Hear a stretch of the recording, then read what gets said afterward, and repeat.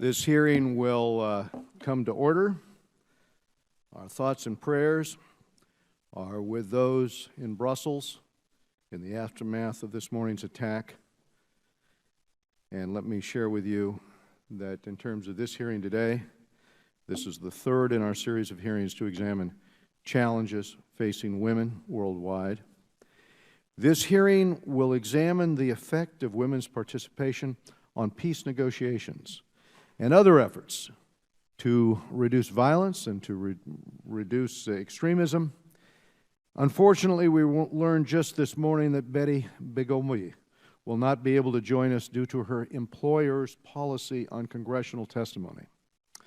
We are disappointed by this development, but nevertheless honored to be joined today by an excellent panel, including Monica McWilliams.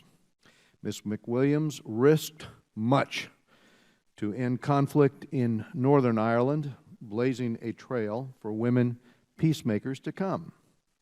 And this is a critically important discussion. From Syria to Afghanistan to Sudan, armed conflicts are becoming increasingly deadly and disruptive. Efforts to negotiate their end are more important than ever. And simply put, when women are at the negotiating table, success is more likely. Research shows that a peace agreement is more likely to be reached and is 35% more likely to last at least 15 years when women are involved. When you consider that historically over half of all peace agreements fail within the first 5 years, women's involvement becomes imperative. Think about the lives saved. Think about the economies maintained by a 35% decrease in repeated conflicts. Moreover, the way in which peace agreements are negotiated is changing. Instead of a traditional ceasefire and division of territory, talks now lay the groundwork for future governance structures and social institutions. Not surprisingly, when women are excluded from these essential discussions, their rights, their interests are overlooked and often are undermined. Out of nearly 600 peace agreements signed between 1990 and 2009, only 1% referenced violence against women. This has major implications, not just for a country's women and girls, but also for its broader governance and stability. In societies where violence against women goes unpunished, we see more violence, crime, and conflict on the whole. Men who abuse women to get what they want tend to take the same violent, uncompromising approach towards others, too. What follows is a lack of law and order, an absence of stability. Nations also benefit from women's participation in law enforcement and security institutions, realizing better crime reporting and higher levels of trust within the communities they serve. And women are essential to confronting one of the greatest national security threats of our time, the spread of what the 9/11 Commission called violent Islamist extremism.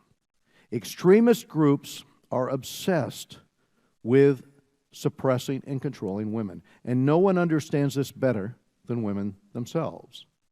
Yes, some women embrace extremist ideologies, but the vast majority vehemently oppose such severe limitations on their education, on their work, on their movement, on their public life. Yet in places where we are most concerned about the spread of extremism, such as Pakistan, women are largely absent from the tables of power.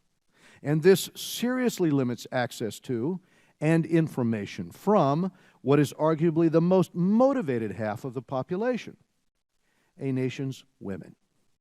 They are a huge bulwark against extremism if they are empowered.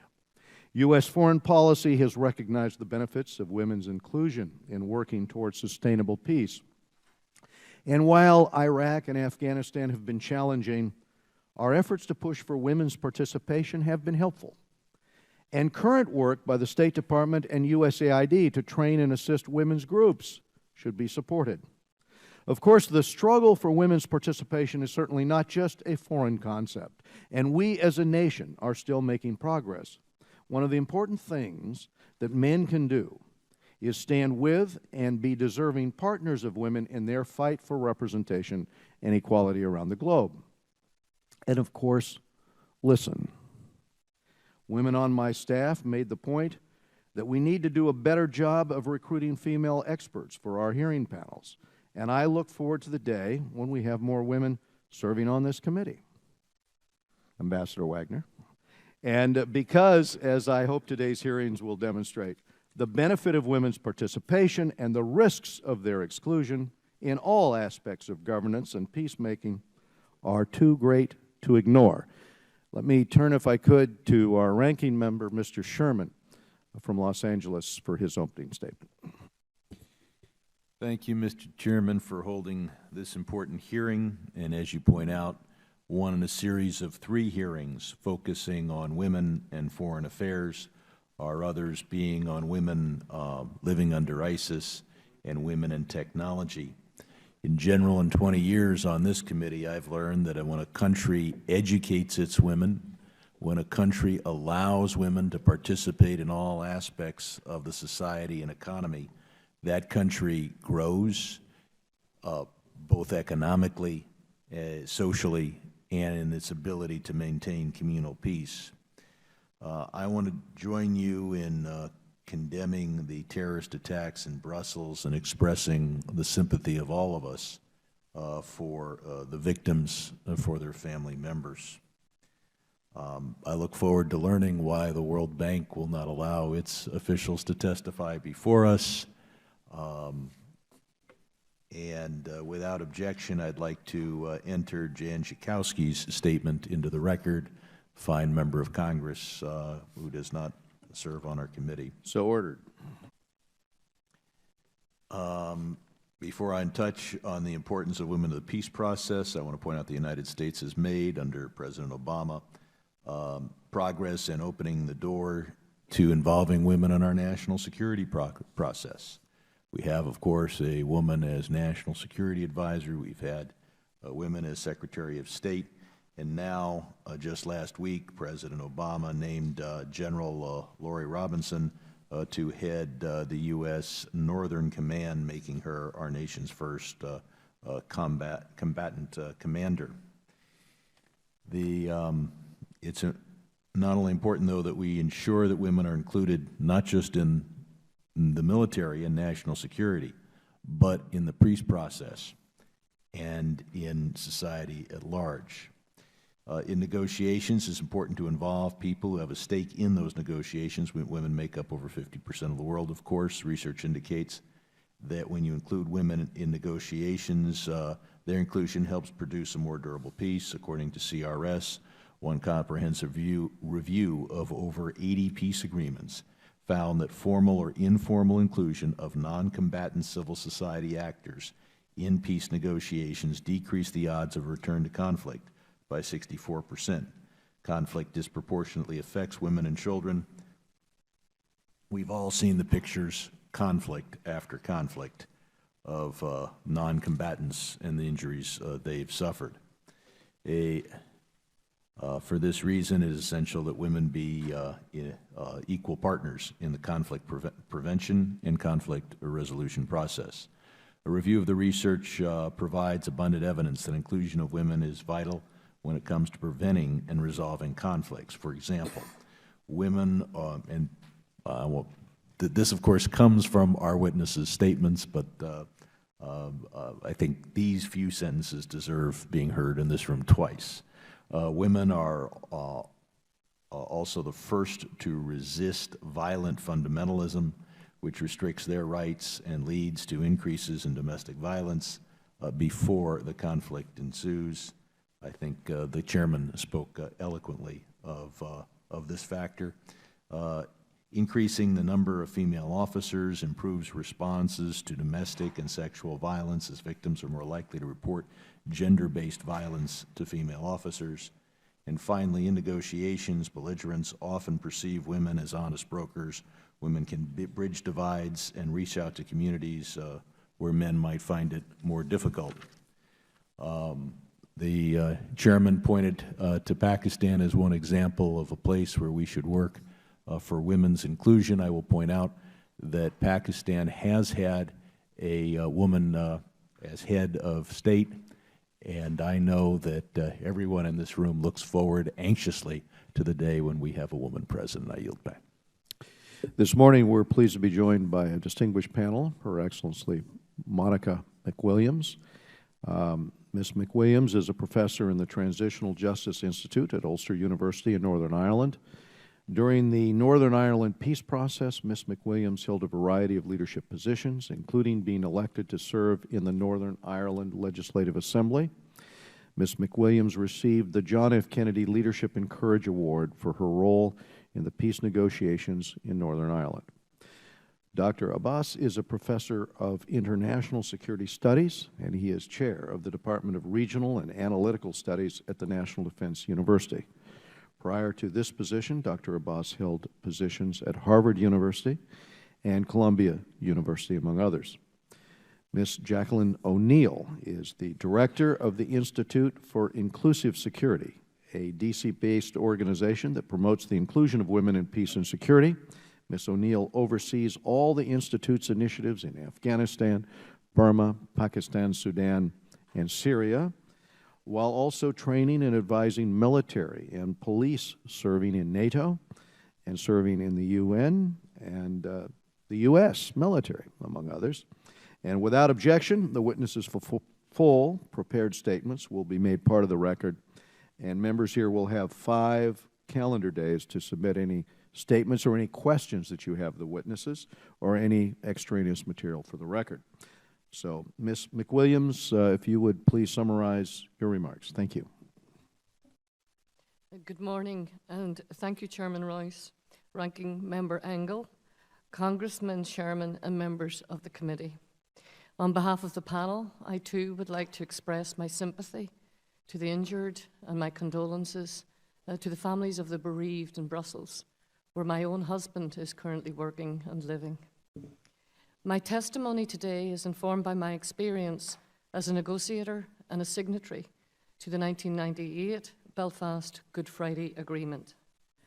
I am currently tasked by the Northern Ireland Government to develop a strategy for the disbandment of all paramilitary groups. I am the first woman to be appointed to such a high-level monitoring panel in the post-conflict phase. Northern Ireland's experience exemplifies the importance of having women involved at all stages of the peace process. At the commencement of our own peace talks, we women in civil society were very concerned about the scant attention that would be paid to the role that we had played during the previous 25 years of the conflict. Women in Northern Ireland, like women everywhere, had been credited with holding the line between the different factions and had created hundreds of active local groups, which every day crossed the political sectarian divide. But following the ceasefires in the mid-90s, we became aware that the government parties, ex-combatants, and constitutional parties were being invited to participate in the formal peace talks. Women would be largely excluded because they had been previously underrepresented in these parties. And realizing that the process was in danger of excluding us, we in civic society came together and decided to form a women's coalition that included women from Catholic and Protestant backgrounds, from unionist and nationalist backgrounds. In order to enter the peace talks, all groups had to form themselves into official political parties. The Women's Coalition had 6 weeks to do so, and we became an official elected party. We went around the country convincing the electorate that women deserved to have a seat, and we earned enough votes to become one of the 10 parties. And on the day that I entered the room, I looked around and realized that we were the only women delegates present. And at that time, we joined 3% of women across the world who became signatories of a peace agreement. Because we challenged the process at the pre-negotiation stage, the peace talks opened up to allow us as outsiders to become official insiders. And that's the first lesson that we learned. Peace negotiations need to be designed to create an effective, inclusive process so that women's voices from civil society have an opportunity to be heard. Recently, I have been involved in workshops with women from Syria who are participating currently in the talks in Geneva. After tremendous advocacy led by women in Syria in civil society and by the commitment of the UN Special Envoy Staffan de Mistura, these talks have been opened up, which is a sign of progress. The precedent has now been set at the Syrian talks for a civil society forum and a women's advisory board to be present throughout these talks. They will sit in a parallel forum to the main delegations, of which there are several women from each side, and they will act as advisors throughout the process in Geneva. Drawing on my own experience with the Women's Coalition in Northern Ireland, I now prepare these Syrian women for the pushback that often accompanies women when they do come forward. In Northern Ireland, for instance, we had prepared ourselves for the various negotiation positions, but we were not prepared for the open hostility that we experienced from the other parties at the table, which veered at times from downright misogyny to sectarianism. We attracted a great deal of media attention as a result, and slowly, the bad behaviour and the male posturing began to change. So finding ways to create an inclusive process is key. We knew that once the ex-combatants agreed to abide by the principles of non-violence for the talks, they too would be part of a different future. The Women's Coalition established back channels. We found ways to measure those who remained nervous about the process, and we kept the process moving. When violence is the norm, peace is the mystery, and the progress of the talks at times depended very much on our back channeling. The second issue is the substance, what you can put on the table. Had women been absent, issues relating to victims, children, young people, mixed housing, integrated education, community development, and a civic forum would all have not made their way into the final agreement. And these issues are issues for sustainable peace. There's also gender-specific issues because conflict does have a differential impact on men and women's lives, and those issues need to be put on the table. The final and third issue is how to implement and enforce what has been promised. Too often what's agreed at the table is not delivered. For example, in Northern Ireland, we had a quota of 50% for Catholics to be recruited to the new police service. That quota did not exist for gender because it was argued that it was going to be discriminatory. So the lesson that was learned was that aspirational proposals need to become institutional guarantees. They need to be accompanied by benchmarks and timetables. And when there's an absence of a critical mass of women in the legislature and in the bureaucracy, we need to have champions. So here I want to commend the role of the US government at that time and right up to the present, which has ensured us that those champions have been available from both the Democrats and Republicans. Female US consul staff, high-ranking US women became involved in our peace process, and they acted as role models in what was and still is a predominantly male culture. And they showed us that vital voices of women's voices are crucial to all peace processes. Precarious progress has now been made, and we move forward to a situation where gender perspectives have to be taken seriously and where policymakers see the inclusion of women as beneficial to the reforms that come with peace. Peace agreements are important because they address the past and they articulate the priorities for the future. Women need to be a central part of that, and when they are, mountains will move. My written testimony today includes several policy recommendations which I'm happy to answer questions on. Thank you.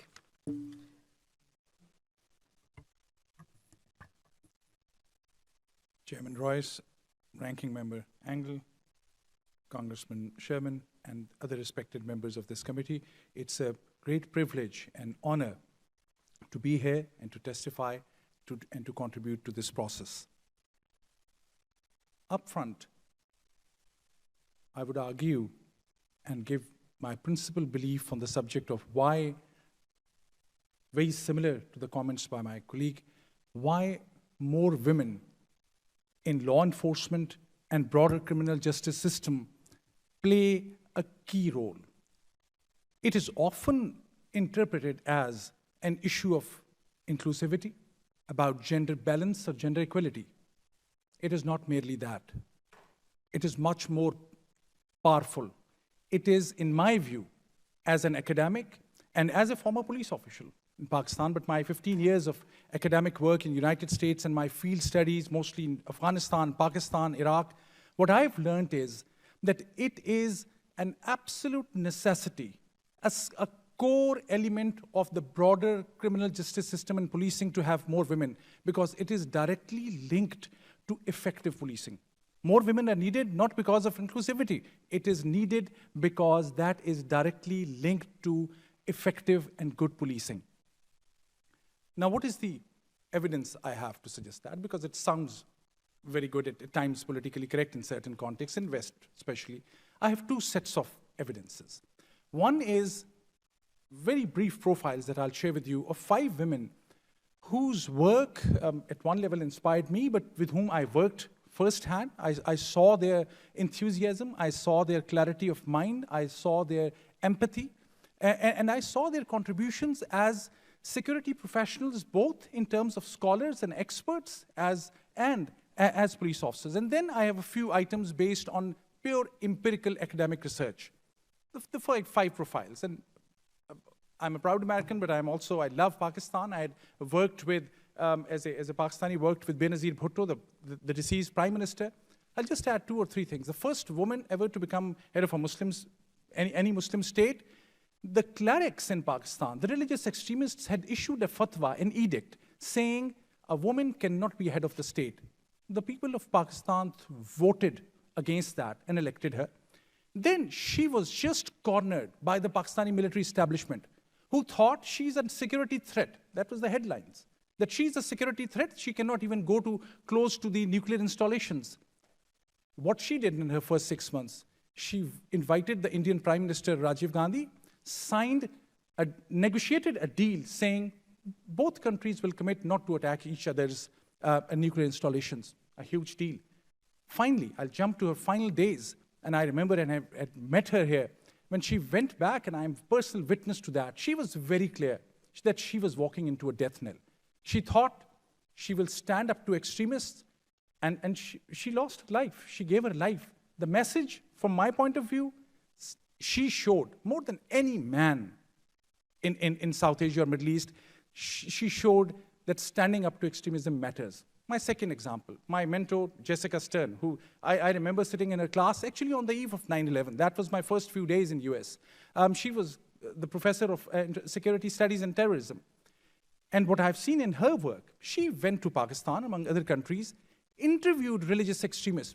The head of the Lashkar-e-Taiba at that time, Hafiz Saeed, she mentions that story in her book, Why Religious Militants Kill.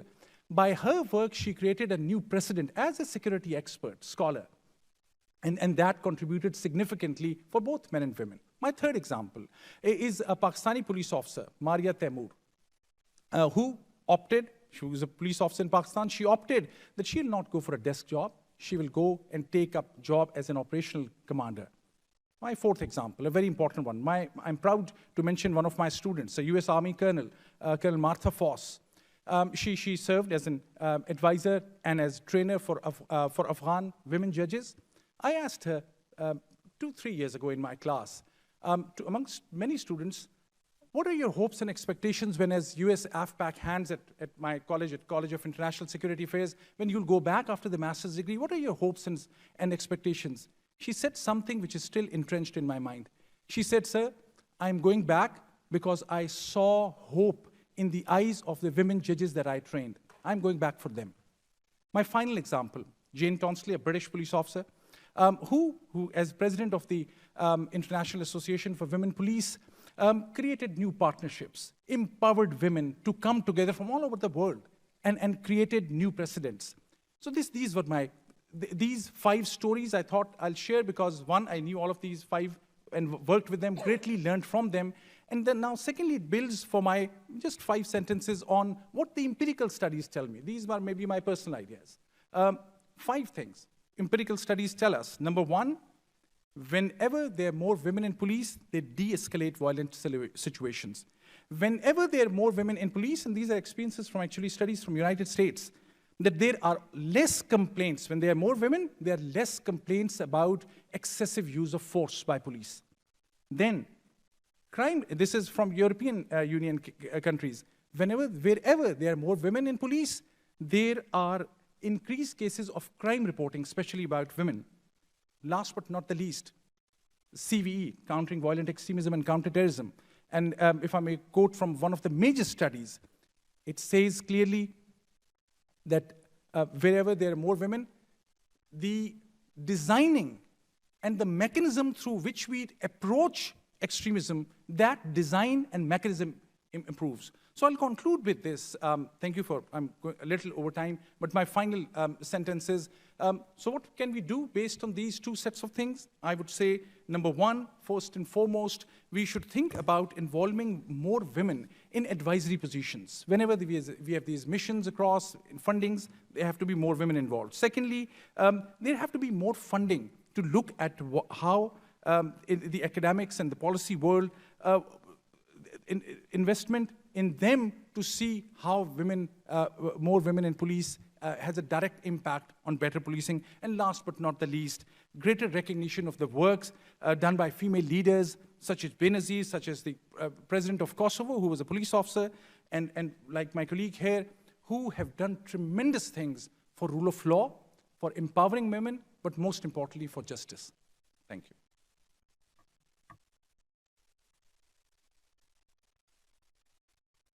Ms. O'Neill, if you would hit the red button, thank you.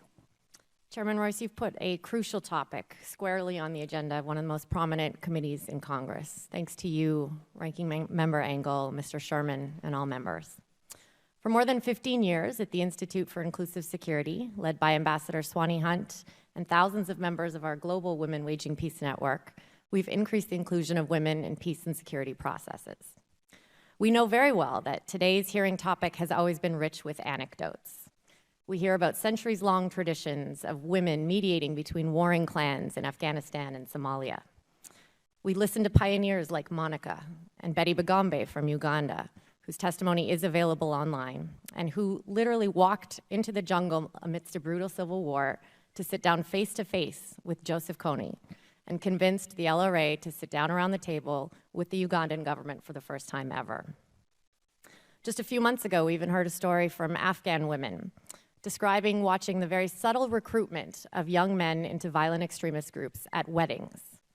When they went to report this to a government minister, he laughed at them condescendingly and said, "The militants we deal with are far too sophisticated to recruit at weddings." A month later, those same young men killed 32 men and women on a bus. There are thousands of stories just like these. Yet for decades, as we've asserted that women play vital roles in ending war and building peace, we've been told, prove it. Now we can. There's a robust body of data to make the case. So let's review 3 things we know. 1, we know that women get warring parties to the negotiations and they help them reach agreements that endure. A new study looked at 40 peace processes in 35 countries and found that when women's groups had influenced, an agreement was reached 98% of the time. Another study showed that a peace agreement is 35% more likely to last at least 15 years if women participate in its creation. Why is that? Studies document that women expand the conversation beyond where borders are drawn or who gets to control which ministry. They introduce priorities that lay the foundation for a stronger state, like abuses of police power or political exclusion. 2, we know that the ways that war is waged and peace is built are changing fast, and that women are addressing challenges posed by non-state actors like terrorist groups. They're mediating conflicts at local levels, for example. It may sound hard to believe, but women in ISIS-controlled areas in Syria have been negotiating to reopen schools and keep them running. Women are also on the front lines of violent extremism, not only as mothers, as we so often hear, but also as fighters, as community leaders, and as members of security forces. 3, we know that engaging women in decision-making is not something that we do for women. We do it for all of us. States that respect and engage women are less likely to traffic in drugs, weapons, and people, to create or harbor terrorists, to enable criminal networks, to generate refugees. Ultimately, they're also less likely to need US boots on the ground. It's clear that women's inclusion is both a rights agenda and a national security imperative. In short, it's about making the money we spend abroad more effective and ultimately needing to spend less of it. Yet perplexingly, despite knowing all of this, the practice of meaningfully including women is wildly inconsistent. So what can Congress do? My written testimony proposes 5 actions, but I'll highlight just a few. First, pass the bipartisan Women, Peace, and Security Act to codify the U.S. National Action Plan on Women, Peace, and Security. The plan is a strategy to integrate women's inclusion in all aspects of defense, diplomacy, and development. More work remains, but it has prompted meaningful change. Codifying the plan into law will help ensure that women's inclusion is a focus no matter who sits in the White House. It will enable Congress to exercise its oversight role and send a clear signal that this is a foreign policy priority. Second, Congress can make small investments that pay big dividends. For example, last year, for the first time, Congress ensured dedicated funding for the recruitment, retention, and professionalization of women in the Pakistani police force. Women constitute about 1% of those police forces, and their absence has a tremendous negative impact on the ability to stabilize communities and counter violent extremism. This year, we hope Congress will maintain its support and dedicate at least $5 million more for these efforts, as was specified in the Senate spending bill last year.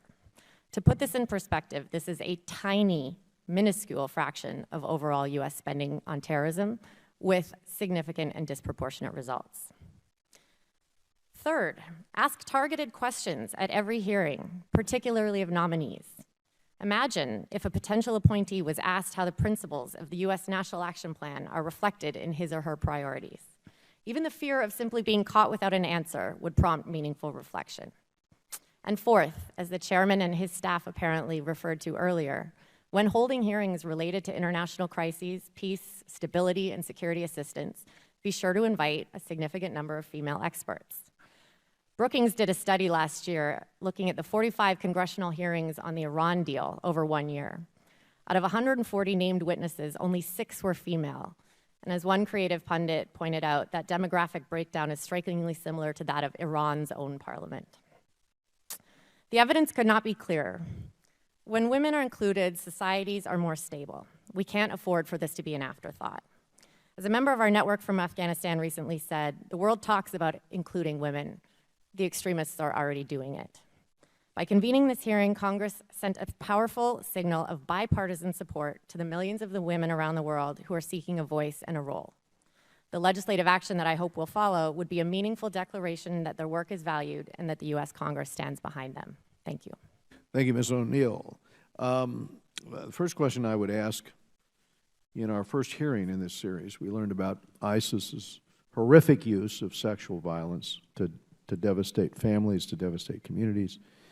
But the Assad regime's prisons are notorious also for the unbelievable level of rape and torture. We had Caesar, the military photographer, who documented some of this, testify here. So you have thousands and thousands of Syrian women who've been imprisoned in those jails, in Assad's jails, many simply for organizing aid deliveries or rescue operations that defied Assad's blockades.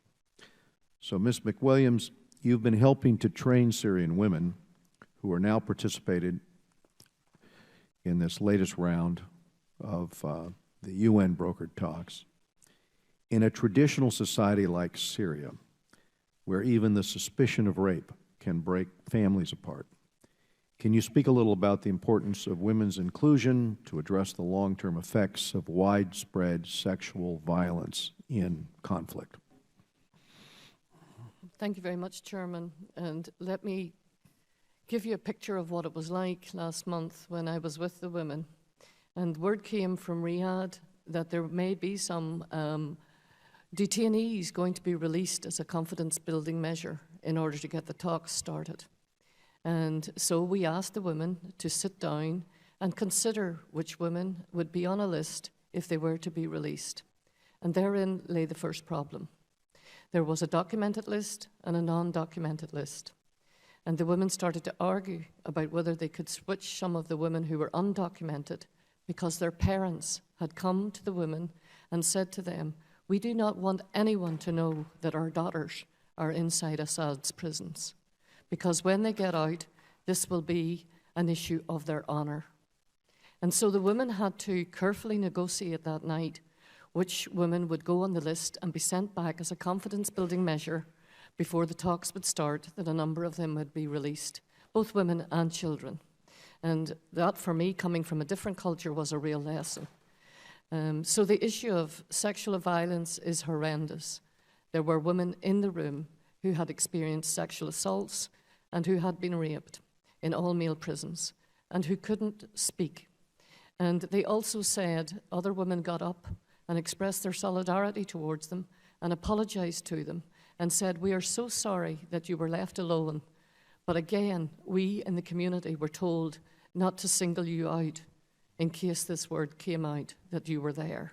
So you can see the difficulties, Chairman, and this is what I meant when I was giving my testimony about the differential impact of conflict on men and women's lives.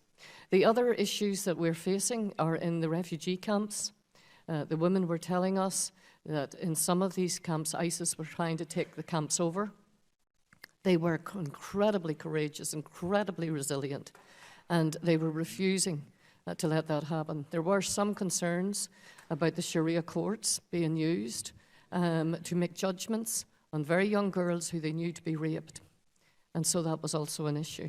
But what they're doing, and I think is incredibly important, and what we did too, was they're documenting all of this so that these human rights violations will be on the record. There should be no impunity for such incredible sexual violations, and they're making sure that one day, if transitional justice comes about, that these issues will get the priority, which in the past, as you know, in the Second World War, they did not. Mm-hmm. Yes. Ms. O'Neill, although Ms. Bagombi was not able to join us today, I know you're familiar with her very successful work with Ugandan women to encourage a large number of defections from the Lord's Resistance Army, where Joseph Kony had captured children, the girls for concubines, the boys for child soldiers, for him and his lieutenants. I find this kind of community outreach very compelling and potentially very relevant to other conflicts in which it's very clear that we need to be smarter about countering this kind of extremist recruitment. For example, Al-Qaeda or ISIS in particular, or Daesh. Can you speak a little more about what these kinds of initiatives mean in terms of the untapped potential for women in many places where we're trying to counteract this terrorist recruitment that's underway? And I'd afterwards ask Mr. Abbas for any insights, any comments he might have as well. Thank you, Mr. Chair. You referenced Betty Bagombe's work briefly to describe, for example, one of the things that she did. She organized groups of women to write letters to LRA combatants, to LRA soldiers, explaining what would happen to them, what services would be available to them, what programs they could access, were they to voluntarily demobilize, come out of the bush, and rejoin their communities. They handwrote these letters, and they had their female family members, wives, friends, deliver them directly. So Betty organized a group of other women to do this. They did so in a way that appeared non-threatening, non-political. No one assumed that they were doing anything scary because they were a group of women organizing. They created these letters, delivered them, and as a result, 2,000 members of the LRA voluntarily demobilized. Can you imagine the cost savings and the savings in human lives from that not being a military action or a forced demobilization? And that's exactly the type of creative solution that women around the world are using. Women that we speak with and work with around the world talk about the importance of having women in all aspects of decision-making regarding government and other programs aimed at countering violent extremism, so that women are not viewed solely as victims who need protection or the provision of services from the state, but who are also providers of services and who have agency in their own. Noting to us that one of the ways that some women are actually attracted to these violent extremist movements are by false promises of agency, of being a lioness in some senses, of being targeted for the opportunity to make a change or a difference. And so the importance of providing an alternative narrative for hope, for a role in determining their country's future, et cetera. And the more women you have engaged in the upstream program design and upstream thinking, including in security forces, the more women you are going to be affected and actually authentically reached by these outreach efforts. Thank you. Thank you, Mr. Abbas. So it's reference to both the points. I would substantiate that in some examples from, especially from the case of Pakistan and also from Iraq. But in case of Pakistan, for instance, we know that when in one case, Sawat, where the militants had taken over around 2009, if you remember, we knew that they're about 100 miles, a 1-hour drive from Islamabad. And when that whole episode of the rise of extremism and militancy was studied, we came to know that some of the militants in that area, Fazlullah, who's now head of the Tehreek-e-Taliban Pakistan, or Pakistani Taliban, he was specifically targeting women because he was using his radio transmissions during the daytime when he knew full well that men are mostly out in the farms or in the field, and that he would inspire and somehow women who are at home who are listening to radio. It took, I mean, the research came out 3 years later because no one was, and there was a group of women who were actually involved in finding that out.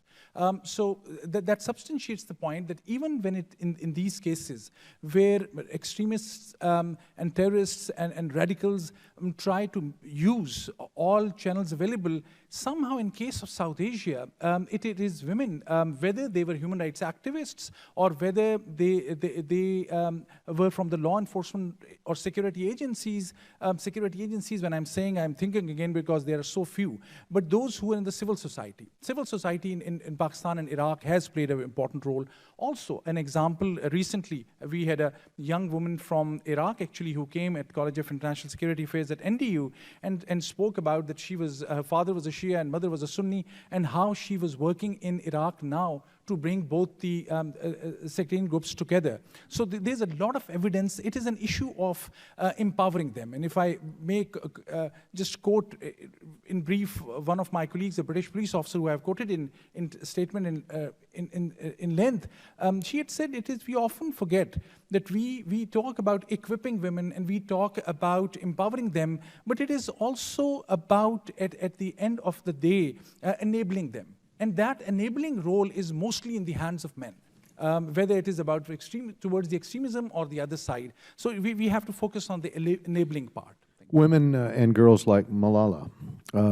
Thank you, Dr. Abbas. We go now to Mr. Sherman, the ranking member. Thank you. Ms. O'Neill, what role have women played in the current Colombia negotiations, and what difference has it made? Thank you.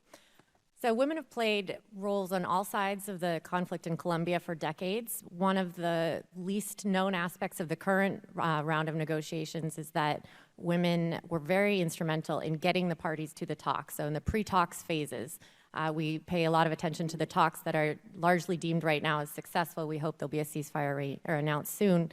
Women, to use an unfortunate metaphor, set the table for those talks to get parties there and have kept them there for some time. So women have been members of both negotiating delegations, as well as women in civil society have played a broad range of very important roles surrounding the talks. So women in civil society advocated for those present at the talks, all of the negotiators, to hear directly from victims of the conflict. And to our knowledge, this is the first time that any round of negotiations has heard testimony where both sides of the talks heard directly from those most affected by the war about their experiences and about their hopes. It was women in civil society who were instrumental in providing and ensuring the voices that victims were directly spoken and heard by the negotiators. They also formed what's called the Gender Subcommission, again, the first type of commission of its type at any negotiation, to take all of the topics on the table and address and examine whether or not there's a different impact for men and women. And that's important for all of the reasons that Betty and Hassan mentioned, and also for an additional reason, which is that the FARC in Colombia is composed of about 40% women.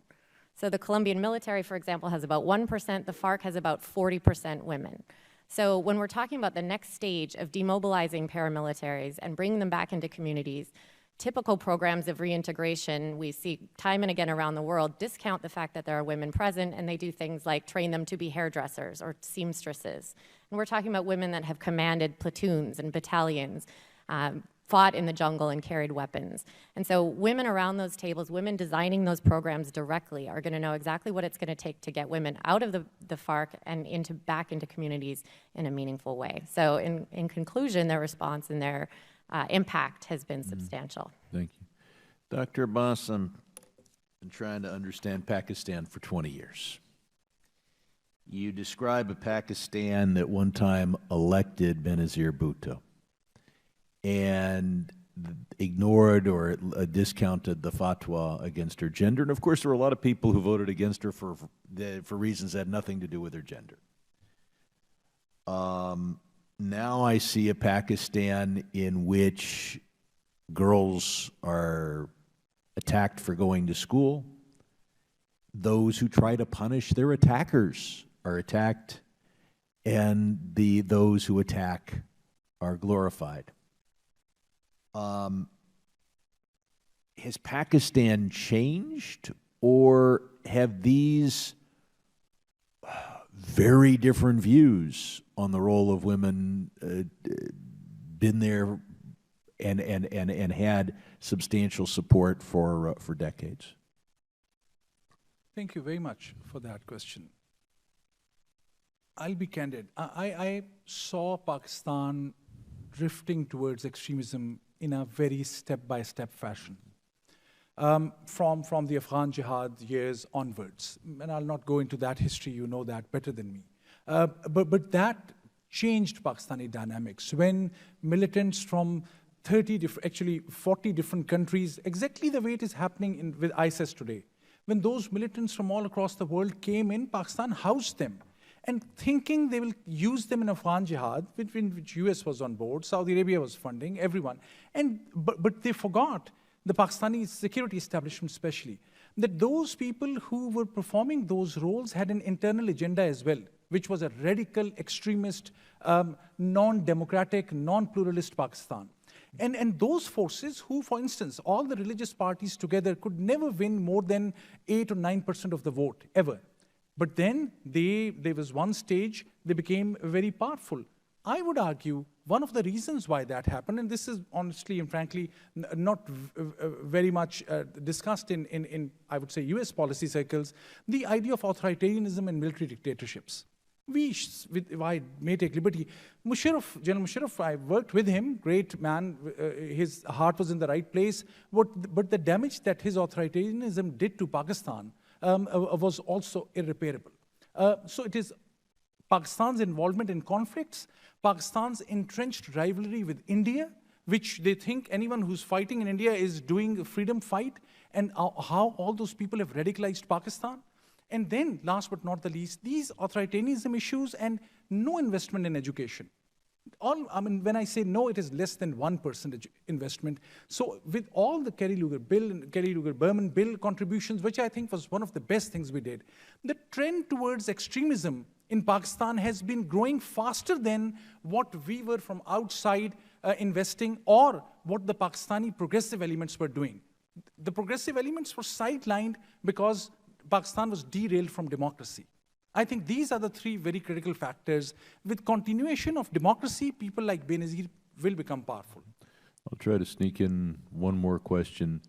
We have Voice of America, we have public diplomacy. Is there anything we should do to more effectively reach women? I'll ask Ms. McWilliams and Ms. O'Neill. Well, you've just heard from the panel about disarmament and demobilization. The third piece of that is reintegration. And I am now specifically involved in trying to reintegrate ex-paramilitaries, ex-combatants as partners to our peace process. But too often, and you've just asked earlier about Uganda, what I saw in Gulu in front of me was that when the combatants and the child soldiers came back, they were the ones who got the reparations, and the women got nothing. And they were the mothers of the children who had been taken away as concubines. And it was shocking for me to watch this. And I learned a lesson that these women are survivors and not just victims. They are, in my own process, agents of change. But too often they're bypassed. After peace agreements are reached, the reintegration focuses entirely on the men and not on the women. So if the voice of America and diplomacy and the United States was to continue to focus on transition from conflict to peace, it would be to put resources and investment and intention on the women in those post-conflict processes and not to exclude them and leave them out in the cold. Thank you. Mr. DeSantis. Thank you, Mr. Chairman. Ms. O'Neill, in some of these societies where women haven't been afforded opportunities to serve in high positions of government, how do you convince some of the negotiation organizers that they have something to offer? Are there alternative qualifications that can be stressed, and how do we make sure that those voices can be heard? Thank you. First thing is that I try not to convince them. I let the women themselves convince them. And there's never a shortage of women who will speak up for their own interests and their own desire to have a decision or a say in the decisions that affect their own lives. So the most important resource that we all have available is the women within countries affected by war who are at the front lines already calling for their change. And our objective is to amplify their voices. You asked about alternative qualifications, and that's an interesting question because, first of all, many women themselves don't recognize the qualifications that they have to be part of those conversations. So they're connected to their communities. They have a unique ability to bridge divides between warring groups and disparate parties. They have an ability to reach compromise and consensus. They're constantly negotiating and seeking middle ground. These are the skills and the talents and the qualifications that we need most around negotiating tables, whereas we have a system right now that tends to reward those only who took up arms. So those who did the very challenging work during a war and will do the challenging work of rebuilding it afterwards are perceived as not having the right qualifications. So what can we do to get them there is, number one, recognize that and ask the women in every country in which we're working how we can best support them. And also to Mr. Sherman's earlier question, what can we do, how can we use this voice? Many people look to what the United States says diplomatically for guidance of what is important or what are priorities.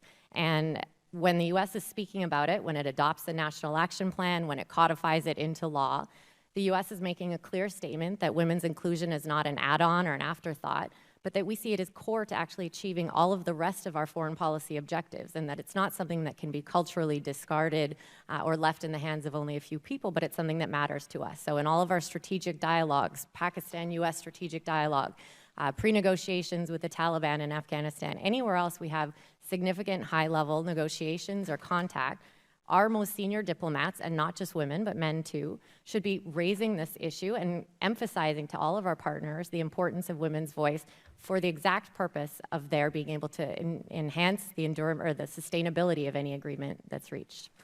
Thank you. Ms. McWilliams, can you tell us a little about your experience in Northern Ireland? Were what you were doing effectively implemented after the Good Friday Agreement was reached? Well, the women were credited in Northern Ireland at the immediate stage post the agreement being signed of going to the people in a referendum. And my recollection and memory is it was the women who took to the streets. We had got these buses and we put our kids on the buses and we went around the country to every village and we knocked on doors and we begged people to say yes for the future. And when I looked around, I wondered, where are all the political parties who should be out doing the same job as what we're doing? And of course the political parties were back in their offices getting ready for the election. And it was women who were out on the streets and villages every day for 6 weeks. And we did get to yes. So that's always the role that people expect of women, is to be the people behind the scenes doing the work on the streets and in the villages. But I was disappointed after our agreement. I'm still one of those who think our process worked, and thank God it has, all these years later. But it was, women went backwards. Conflict does an amazing thing to me as a woman. I was an ordinary woman who fell into extraordinary times and was asked to do extraordinary things that I never thought in my life I'd be asked to do. And we did it. And after the agreement was over, like women everywhere in the world, we were told, okay, now we've settled the government arrangements, we've got all of these, you can go back to what you were doing before.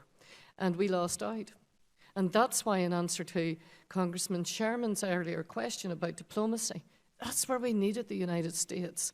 and the champions from the United States to continue to say these clauses were also in the agreement about the role of women in political participation.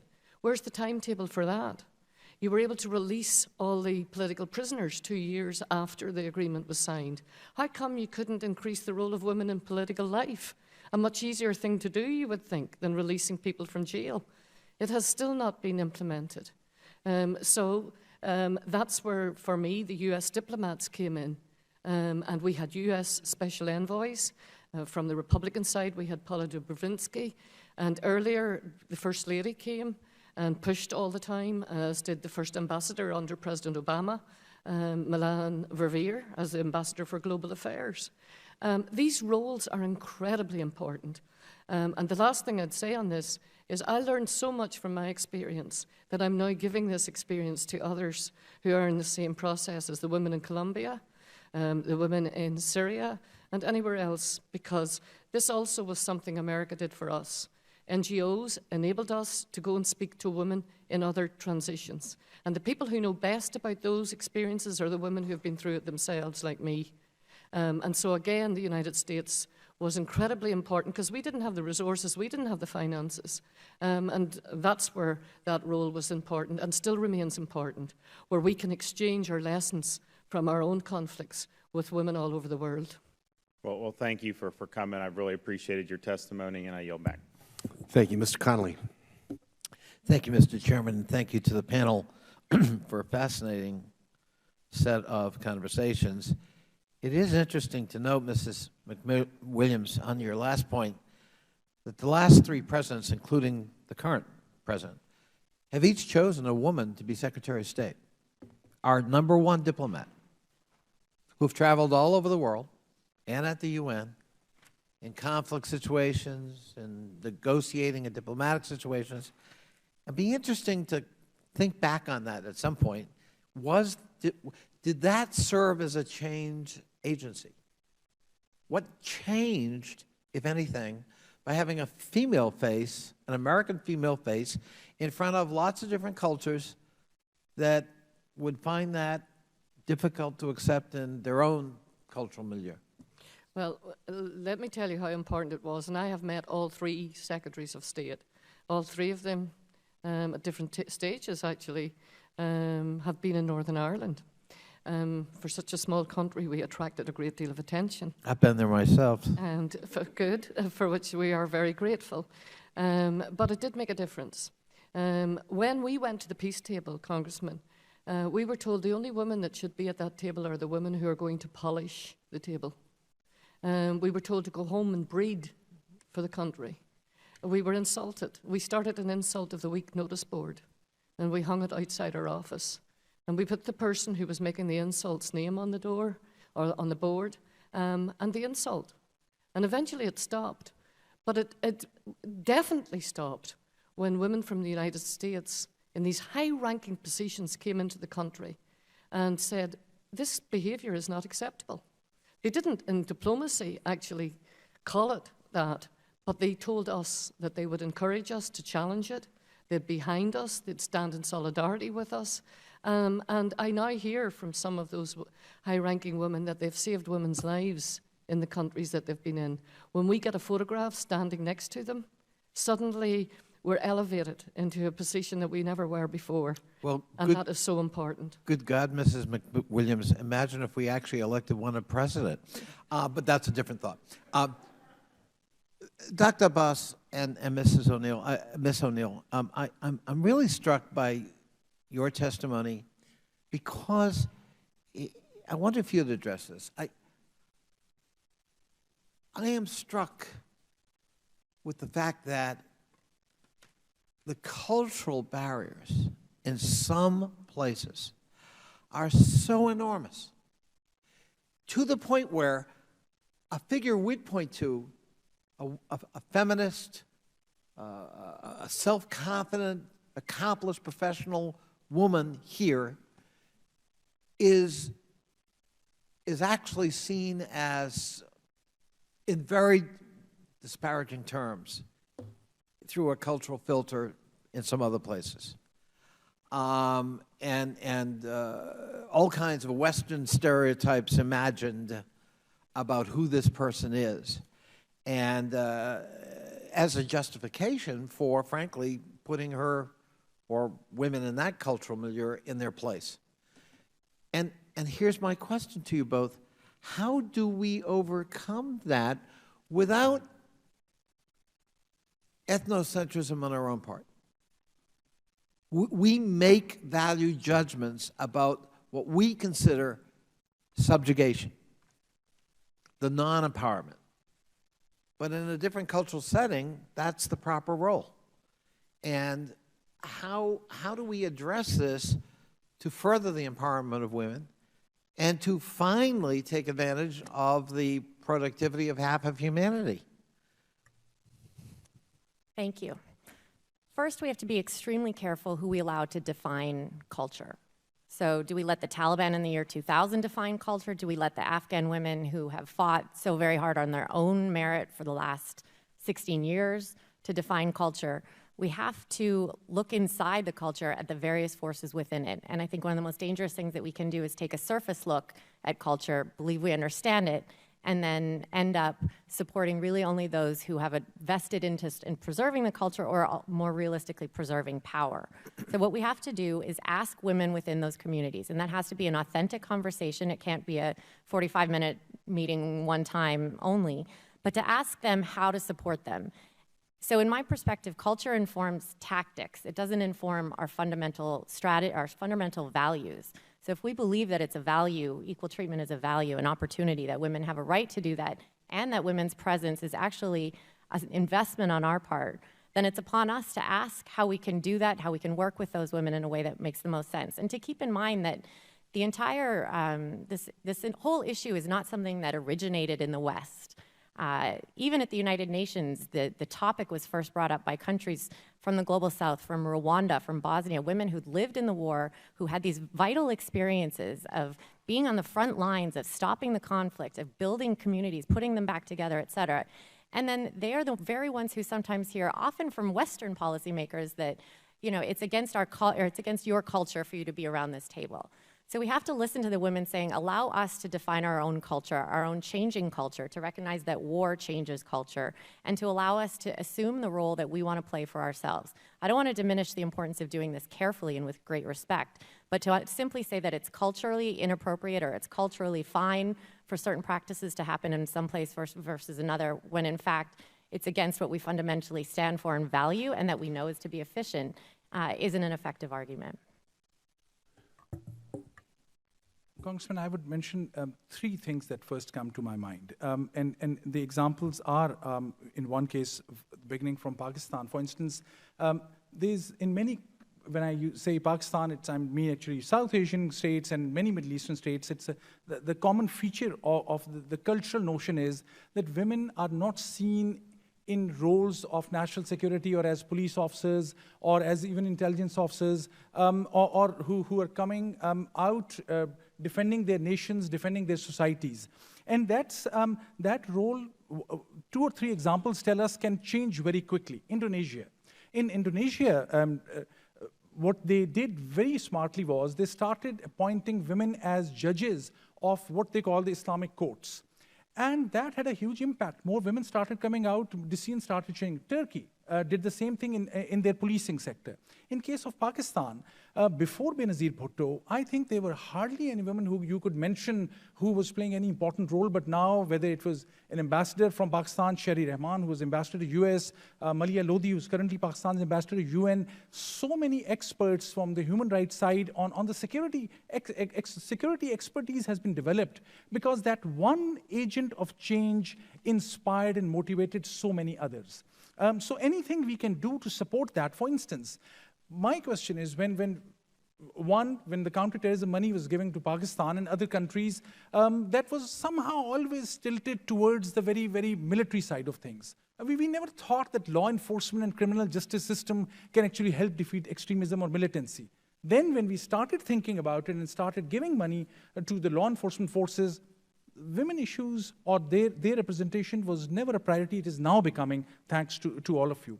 But one more point very briefly I want to touch upon, and that's, I say it as a proud Muslim, but in Middle East and in South Asia and many Muslim countries, there's something has gone terribly wrong with the religious education spectrum.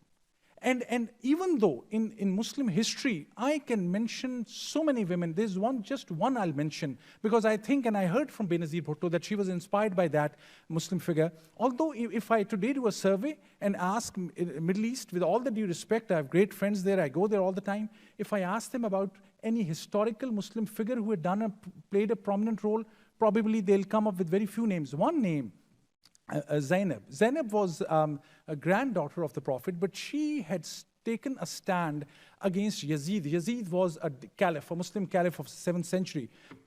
She challenged him against his oppression single-handedly. Her whole family, this is related to Karbala, where Hussein was killed and buried. That's why all the people go to those shrines.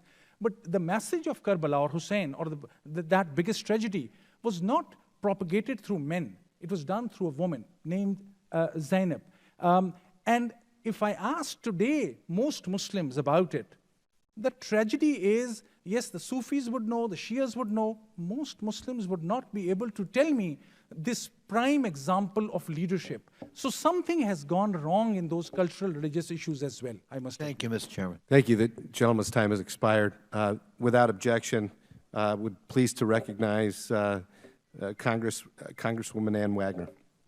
Thank you, Mr. Chairman. I thank the committee also for their focus on women fighting for peace, including the ranking member. It's good to be with you, Mr. Sherman, also.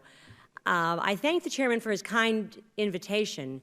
I had the great privilege of being a woman diplomat as a former United States ambassador. I'm committee crashing from the Foreign Services Committee at the moment, but I do that on several occasions in the Committee on Foreign Affairs. And I want to thank all of you for being here today to discuss what's proven to be a very difficult process, I believe, in Syria. And I would like to delve into that a little bit more. In preparing for today's hearing, I was struck by the research and how it demonstrates that the inclusion of these non-combatant civil society actors in peace negotiations, specifically today we're speaking about women, how it decreases the odds of a return to conflict by, I believe the number that was quoted was 64%. I have to say, as a former woman diplomat, it is an imperative that we be at the table on, I believe, all issues of foreign policy, peace process. It is imperative in terms of the success of the negotiations, but perhaps even more important and duly noted here today as a pre-talk process that we play, but most importantly, selling the policy and the peace back at home. That, I think, is a very important thing for us to do. And Ms. O'Neill, in your testimony, you talked about some of the indicators, some of the reasons why women are so successful in these kinds of negotiations. And I would submit here for the record is that we're successful because we do it because we don't care who gets the credit at the end of the day. We are doers that just want to get the job done. And one of the most specific takeaways is that the extremists are doing it already. So we must catch up. And then Dr. Abbas, I have to say that I have had the privilege and continue to come back and work in leadership roles as a woman in business, as a party chair in politics for a number of years, as a former United States ambassador, and now as a member of Congress, because I too see, to quote your words, the hope in the eyes of other women, in America's daughters, but perhaps or more importantly, I see the increased level of respect and understanding in the eyes of America's sons. I have 2 sons myself and a daughter, and they'll talk about my being a role model to my daughter when, frankly, I think I'm a more important role model to my 2 sons. Speaking such, I'm also, speaking of one of those sons, the proud mother of a United States Army captain who has served in combat in the Middle East, and I'm very interested and, frankly, very invested that a peaceful solution to the Syrian civil war be found, not only for what this means for the Syrian people and their struggle, frankly, their genocide in many ways, but also for what it means for the American people, too. So, Ms. McWilliams, can you talk a little bit about your efforts to create the linkage between the formal peace process and the women civil society advocates on the ground in Syria? Thank you very much for that question. The interesting process that's going on in Geneva at the moment not only has a civic society parallel forum, it also has a women's advisory board parallel forum. And then inside the opposition coalition, there are 3 women delegates amongst the 15, and amongst the regime, there are 3 women delegates. And the opposition coalition have formed an advisory committee of 15 women. So for me, it is definitely setting a precedent of the acknowledgement that women have in that process from civic society, but also as women being able to be participants inside the United Nations process that's currently being run as proximity talks. One of the things that I concentrated on was some of the issues that you raised earlier around culture, that the women need to prepare themselves for a new constitution, and they should not allow forced marriage to return at the age of 13. They are stateless if their husbands die, and many of them are now widows, and they can't pass on statehood to their children because it's not allowed as women. If those women were not at the table, if they weren't inside the process, those issues would, I suspect, not be prioritised in the agenda and perhaps forgotten about once the agreement was signed. So statelessness for you and me would be incredible, not to be able to pass that on to our children. And given that so many men have lost their lives, this is a very real issue. And there are many other issues like that which we already touched on. These are political issues. There is no doubt in my mind. We used to say in our process that the women were expected to put the small p on the table. But this is the big P. And these are big P political issues that need to sit alongside what always gets concentrated on if only the ex-combatants are at the table, which is release of prisoners, which is security sector reform of the army and the police, criminal justice reforms. All of those are exceptionally important. But for the sustainability of peace, which is what you've just referred to, that's where the women become crucial. And that, Ms. McWilliams, also is what you talked about in terms of the reintegration effort that must be a part of keeping the peace, and that women must, that if they are at the table, they must be a part of that reintegration process. And I do hope that to the extent that the West is involved, and certainly the U.S., we can serve in a greater capacity in elevating that in terms of the sustainability. Gentlewoman's time has expired. Chair will now recognize Mr. Barron. Thank you, Mr. Chairman, and thank you for this hearing, and certainly want to thank the witnesses.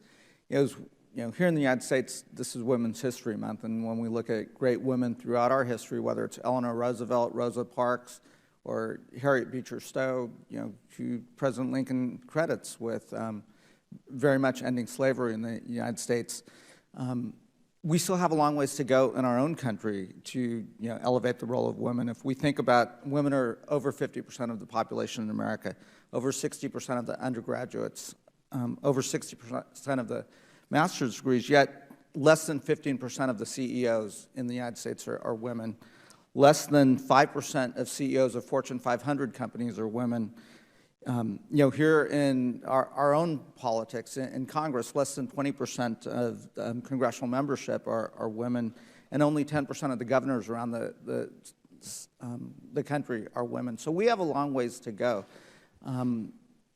without getting political, can I ask the witnesses what their opinion would be of the public perception if the United States of America was to elect the first female president of the United States? How would the world perceive this?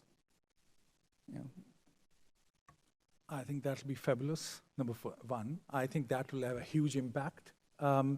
In terms of, and irrespective of the politics, I mean, the mere fact that a woman, and this is often asked, Bangladesh has the leader of the House, who's the president, the prime minister, the leader of opposition, who becomes prime minister, they're both of them, both women. India, Indira Gandhi, Pakistan, of course, Kosovo. There are so many other countries, Israel. There are many other countries who have produced amazing women as head of the states. Why not United States?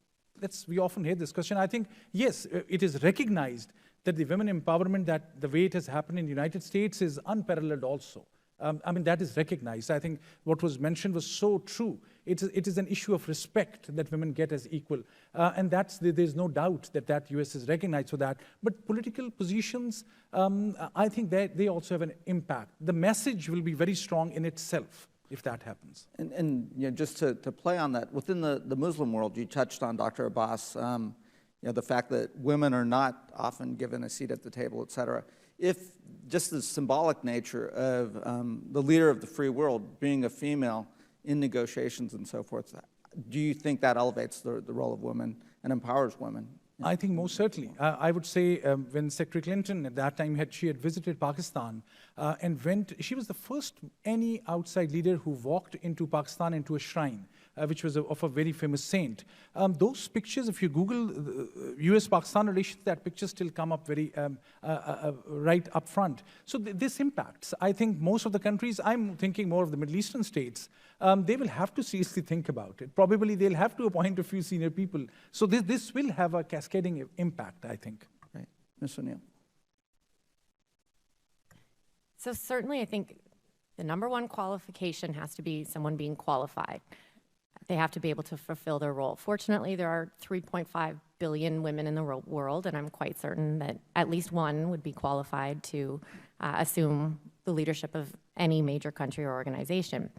And I do think the symbolism matters tremendously. Symbolism that's not token symbolism, but symbolism that is a signal of what the country values.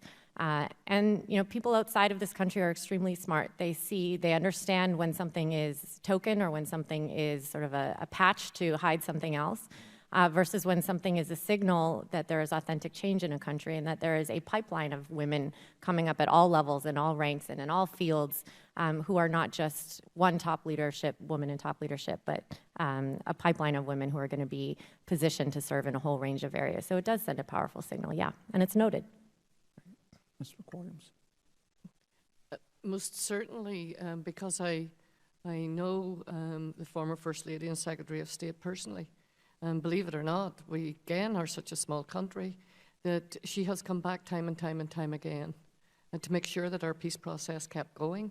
And the whole country, whether or not they agree ideologically with the politics of the Democrats, absolutely agreed that this was a tremendous thing that Hillary Clinton did. And should she become president again, I think it would speak volumes. But again, I agree with the panel that it's not just the face and the tokenism, it has to be the politics. The person has to walk the talk alongside women who have struggled. Otherwise, they don't speak the same language. They're simply there as an opportunistic position. And I don't believe that in her stature that she has done that. She has walked the talk. And she doesn't just make it out that it's for political reasons or for votes, although that may also be part of it. And I think it would be a tremendous symbol to the world to have someone like her become president. Great. Gentleman's time has expired. Without objection, recognize Congresswoman McSally. Thank you, Mr. Chairman. Thanks for holding this hearing today on this really important issue, and thanks to the panelists for your expertise. For my background, I was in the military 26 years. I was a fighter pilot, and the first group of women to do that, and first to fly in command and combat. I have long advocated in the U.S. that women need to be fully included into our security structure. I've long advocated that we need to be picking the best man for the job, even if it's a woman, across the board. My last military assignment was at Africa Command, and in addition to my responsibilities in operations, I was asked to help Botswana integrate women into their military for the first time, and did some other engagements in Swaziland, Lesotho. In fact, my last week on active duty was in Sierra Leone, addressing some of these issues. I had never heard about UN Security Council Resolution 1325 in my military career. I was a professor after that at the Marshall Center, and as we started addressing some of these issues with our colleagues and our partners in other countries is when I started to understand, like, oh, we've got this thing out there that I've been living and advocating for, but I didn't realize that the U.S. really was paying little attention to it.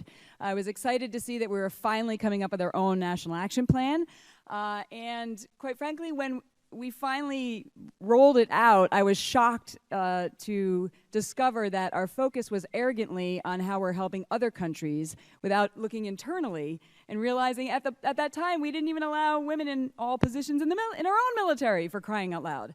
That we were talking about how we're going to help other people while we still had a long way to go, both in our military, our security forces, in Congress. You know, I mean, give me a break. We need to set a better example across the board. So I ended up lecturing on this. I went to OSCE meetings. One of the frustrations is that it seems like only women were interested. And unless we can get men to realize that this is not a women's issue, this is a security issue, and women must be at the table, which you all know well, then we are speaking in an echo chamber. So this hearing helps, certainly, to raise awareness. The second issue is you all know there's good examples that we've seen where lasting peace and security have been a result of women's full engagement, and we have bad examples, like Angola comes to mind, where it wasn't. And in the military, we often talk about lessons learned. I say they're lessons identified. They're not lessons learned until they're actually learned. And so I really have two questions. One is, what can we be doing more as the United States to be not just providing lip service to this issue? I mean, again, we've got our own internal issues, but as we're dealing with the current negotiations right now, the ones that come to mind are Syria and Afghanistan, you've talked about. What more should we be doing as the United States to demand that women must be at the table? I'm leading a CODEL of all women to Afghanistan in May, second year in a row. What else should we be doing in demanding that women be at the table, because it is a security and lasting peace? And number two, you know, where have we actually learned the lessons? Where have they been lessons learned versus lessons identified in our current, you know, contemporary negotiations? I just go down the panel, starting with Ms. O'Neill. What more you can do? First, within Congress, give the National Action Plan legislative authority, so pass the Bipartisan Women, Peace, and Security Act to ensure that that National Action Plan cannot be set aside by any future political leader. Secondly, you know, you talked very specifically about how some of this guidance or these directives aren't actually part of the DNA of our security institutions yet. That's often very much a reflection that the value of women's contribution is not understood as an issue of operational effectiveness, as you said, of national security. So speaking in those terms, raising those issues, raising those that vocabulary, and having, as you also said, senior male military leaders speak about the value and the importance of having women at all levels and at all ranks in the U.S. Armed Services is essential. It cannot be an issue of only women speaking to other women about doing this for women. It has to be senior men and women talking about the value to the mission of having women fully integrated. What can you do about negotiations? Be vocal. There's absolutely no reason the United States at any negotiation in which it participates cannot say, we will not have a meeting, we will not sit down unless there are 50% females present. There will be challenges along the way, but negotiations are a very sticky, very difficult thing. And the U.S., perhaps more than any other body, actually has the moral authority, or sorry, the actual authority to do so. So making it a clear priority and raising it at every single interaction that we have. I'll let Monica speak to some of the lessons learned. I think she'll probably address some of the Syria case. But there are instances slowly where we are applying some of these lessons. But we're also, I think, identifying some lessons from conflicts in Afghanistan and elsewhere where we're operating in exceptionally conservative societies, and then applying those lessons, unfortunately, in other contexts where they may not even deserve to be applied. So we have to be careful in both ways. Great, and unfortunately my time has expired, so I do look forward to following up with all of you on some of the other questions and how we can be more helpful, and specifically related to my trip to Afghanistan as well. So thank you. Thank you, Mr. Chairman. Yield back. Thank you, Congresswoman Ms. Sally. I want to thank our excellent panel today. Thank you for your significant contributions on this important subject. And also, I just wanted to convey that the committee looks forward to working with you on a path forward to address many of these issues. And so at this point, the committee stands adjourned.